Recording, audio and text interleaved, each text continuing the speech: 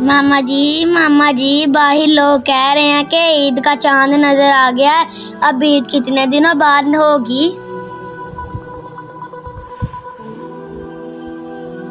हाँ बेटा जी, जिलहज का महीना है, चांद नजर आ गया है। ईद 17 जून को होगी। 8-9 दिन रह गए हैं बस ईद में। मामा जी ये ले। मामा जी कुर्बानी किन पर वाजिब है? बताएं मामा जी, क्या हम पर भी कुर्बानी वाजिब है? हम भी कुर्बानी देंगे? नहीं बेटा, हम कुर्बानी नहीं देंगे। क्यों मामा जी? इसलिए कि कुर्बानी 5 सूरतों में वाजिब है। वो कौन कौन सी हैं?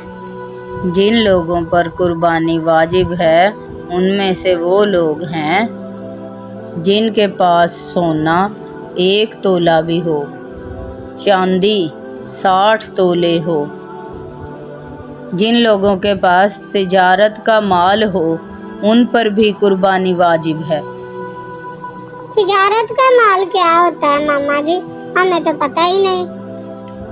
तिजारत का माल होता है, आपने कभी कोई चीज़ या कोई कपड़े या कोई प्रॉपर्टी या कोई ऐसी जगह या कोई मकान ख़रीदा हो जो सस्ता हो और आपने ख़रीद लिया कि महंगा हुआ तो बेच लूँगा, इसे तिजारत का माल कहते हैं। अगर ये किसी के पास हो तो उस पे भी कुर्बानी वाजिब है। जिस घर में इतना सामान हो कि पूरा साल उस सामान में से कुछ सामान काम ही ना आए, उन पर भी कुर्बानी वाजिब है। जिनका बैंक अकाउंट हो उसमें पैसे भी पड़े हों या घर पे 40-50 हज़ार रुपया उनके महीने के खर्च से बच जाया करे, उन पर भी कुर्बानी वाजिब है। हमारे पास तो इनमें से कुछ भी नहीं है। आप भी बेटा दुआ करो जाके कि अल्लाह ताला अपने करम से नवाजे और हम भी अगले साल कुर्बानी दें। इंशाअल्लाह इंशाअल्लाह। इंशाअल्लाह बेटा, क्यों नहीं, आमीन।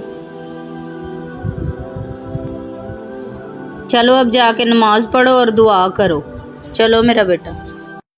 हाल दिल किसको सुनाए, आपके होते हुए क्यों किसी के दर पे जाए, आपके होते हुए हाल दिल किसको सुना।